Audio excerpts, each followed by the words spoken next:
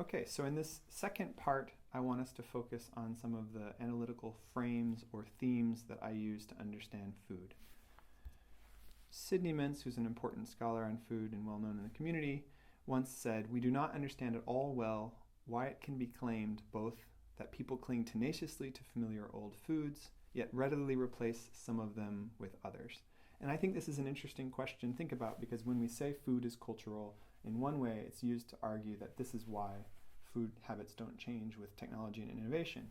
And yet in practice, food habits can change dramatically sometimes. And so one question is how? For me, and in this class, I have two broad frameworks or two broad lenses through which I try to understand change. So first is the connection at two different scales of the micro and changes that happen in micro communities versus macro communities. And with this I mean micro in terms of everyday habits or everyday ethics and opinions and how they link to big macro socioeconomic politics.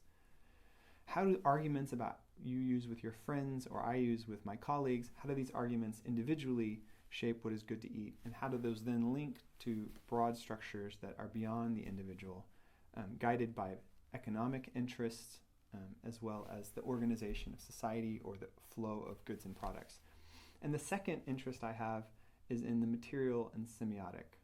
How is food a material thing in a literal sense, something that we take into our bodies, has material consequences for those bodies, but also something that is evocative, an object that invites people to give meaning or significance to.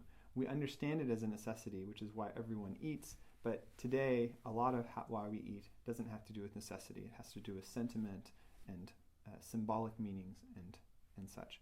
So this connection between the micro and macro and scale on the one hand, and the material and the objective and semiotic or cultural on the other, I think are two ways of cutting through different dimensions of food and thinking about the relationship of food to power.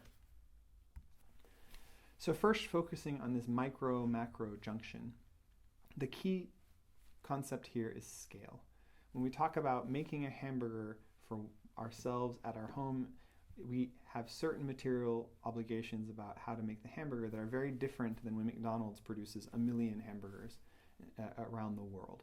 And so those different scales in thinking about a food are really important then if we're talking about ethics, politics, and power.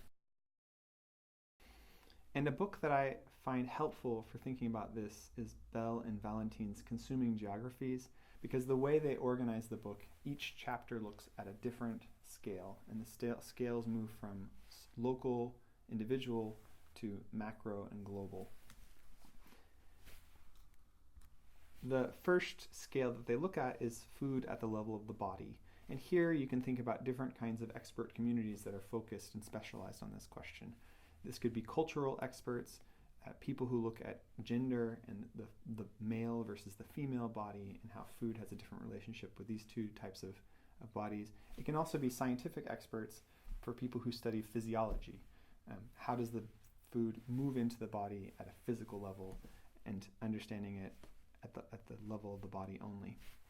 Important, for example, obesity or hunger and malnutrition. The next level that they look at is food at the home. And the home is an interesting space. It is a space that in modernity we think of as separate from and a private sphere from the public spheres of the workplace or being outside of the house.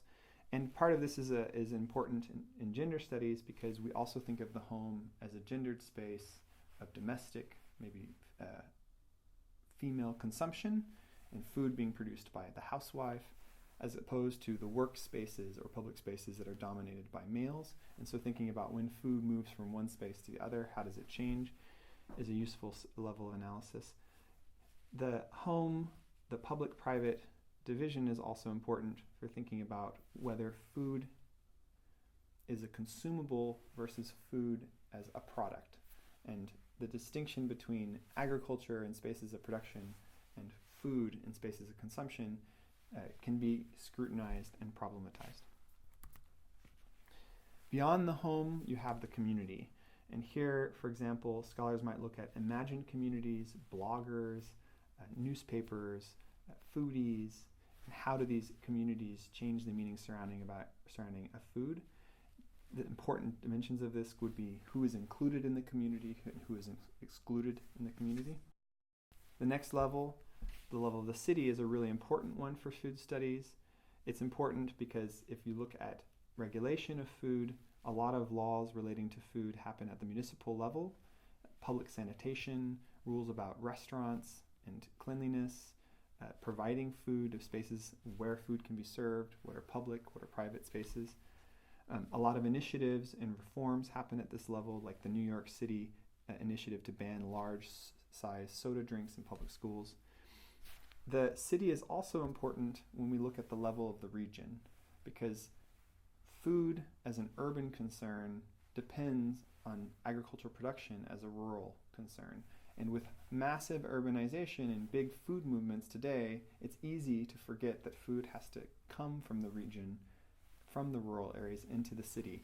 And the result is that today we have a tension between needs of rural communities that are involved in food production and urban communities that are focused on consumer issues. Moving out in Bell and Valentine's analysis, then you have the nation. And it's easy for us to talk about nationalism, national cuisines, and what makes a food a local food or an international or ethnic food. But when you start to focus on this question of what makes something a national cuisine, it can become complicated. I like to ask my students here in South Korea, what makes a dish or a food particularly Korean? And at first they might answer with kimchi, or they might talk about sort of obviously Korean dishes. But then when I ask them where the ingredients come from, they might find some of them are Chinese. There are similar dishes in other Asian countries. And some foods like pizza, for example, are maybe Italian or maybe American, but here in Korea are hybrid or are local. And this then brings us to the last scale that Bell and Valentine talk about, which is the global. And obviously globalization, transnationalism, immigration, these kinds of movements at the global level and how that changes food at the local.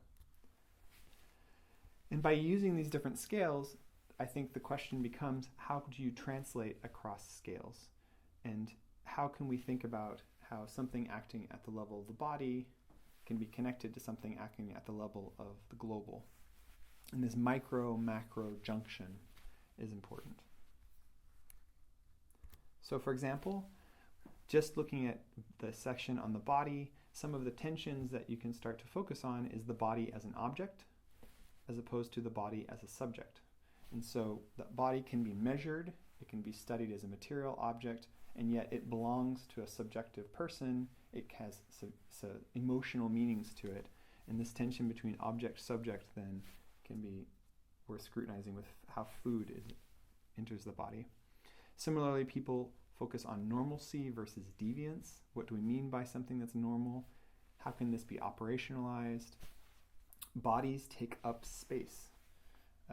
There is, quote, places a fat body won't let you go, or an adult body won't let you go versus child body.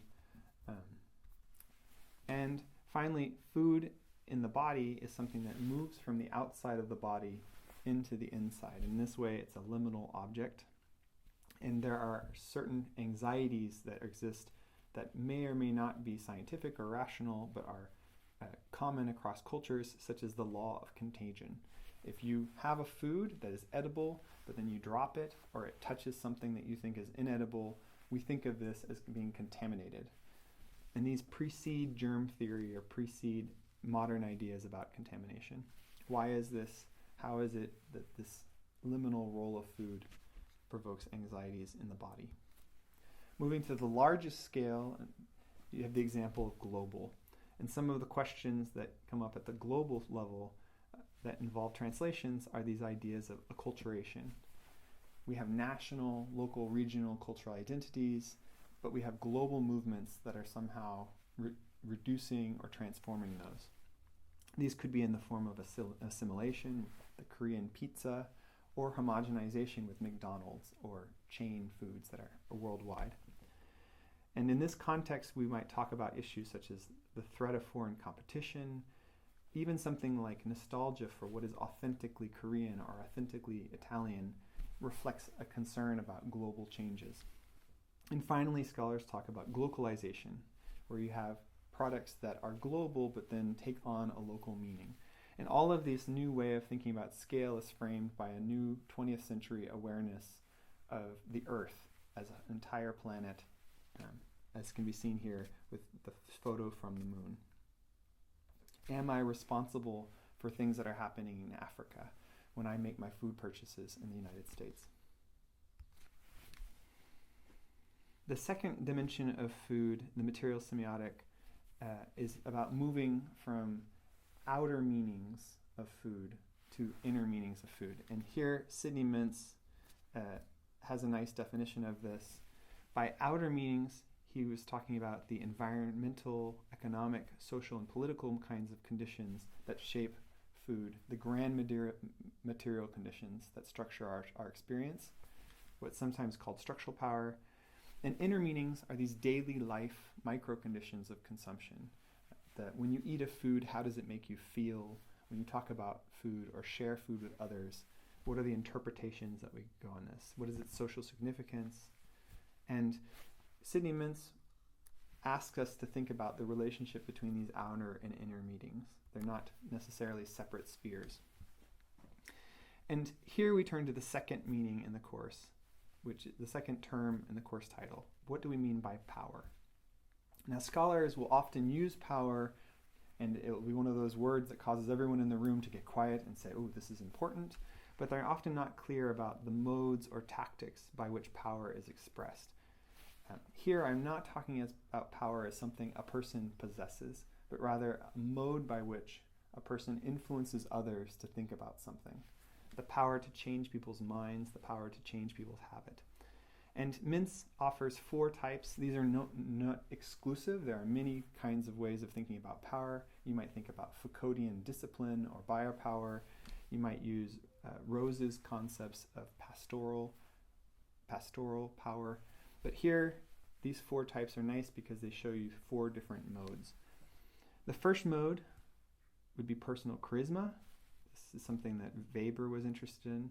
And this is the power to influence other people by being someone they want to be like. Celebrities have this power. All of us have friends in a group that one person in particular is really charismatic. If they say they like a food, suddenly we're more interested in possibly trying that food. It's a very informal mode of influence. Contrasting that with persuasion. You may or may not want to be like a person, but a person might appeal to a rational argument or justification for why some food is worth having. It's nutritious, it's ethical, it's good for the environment. And these kinds of persuasive tactics are different from charisma. They appeal to our reason. They're still trying to change our mind, but it's a different mode of power. By tactical or organizational power, I'm thinking about organization in the sense of how can an organization overcome limits that an individual might have in terms of influencing others. One of the problems people have in trying to implement change, for example, is that people change jobs, people move around, and because of this, there's not continuity. Organizational power is a solution to this. Organizations can have a dedicated staff who are constantly working on an issue. They live beyond the lives of their members, and so they can continue to have influence over a longer period of time. They also can have tactical power. For example, repeatedly using something or repeatedly doing something in a way that would be hard for an individual to do, but the repetition then becomes a tactic by which to convince someone of changing their minds. And last, structural power. And thinking about structural power, the example I like to give is when I come to class, no one even thinks about the question of why I'm wearing clothes. It's an assumed, understood aspect of teaching that everyone comes to class dressed and that wearing clothes isn't a part of how one does a class. And these assume a whole series of unconscious but important structural things. Another example of structural power could be gender. If I come to class dressed wearing a dress, it would draw a lot of attention. It would not be what people expect of my gender as a male professor, and that therefore gender starts having an influence on what we think is reasonable or not that's subtle and in the background. And so these 4 different modes can be used to influence people on how they think about food, and they can be used by us to analyze ways that food is changing in ways that it stays the same. And it's important to realize they aren't mutually exclusive. One thing could be an example of many of these. When a celebrity in marketing argues that a food is good, they're representing charisma, the charisma of who they are, but they're also, through the advertisement, taking advantage of tactical or organizational powers, the ability to reach audiences, and they're also using persuasion. I like this because it works for my lifestyle. So, welcome to the class. I hope this is a nice beginning to start the discussion of how food and power works. As we'll move through, we're going to talk about different topics, and I'd like you to keep these different concepts in mind. What is a basic necessity? What does it mean to call something dangerous or risky? And how does that link to these different scales and these different questions of material versus cultural concerns about food? Thank you.